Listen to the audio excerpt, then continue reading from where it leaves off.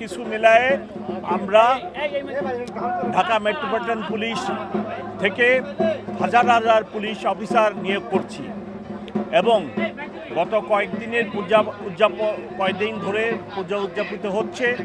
এখন পর্যন্ত কোনো দুর্ঘটনা অথবা কোনো নাশকতামূলক ঘটনা ঘটে নাই এবং আমরা আশা করতেছি আগামী ৩-৪ ঘন্টার মধ্যে এই বিসর্জন সম্পন্ন হবে, শেষ হবে এবং কোনোরূপ নিরাপত্তাহানির ঘটনা ঘটবে না।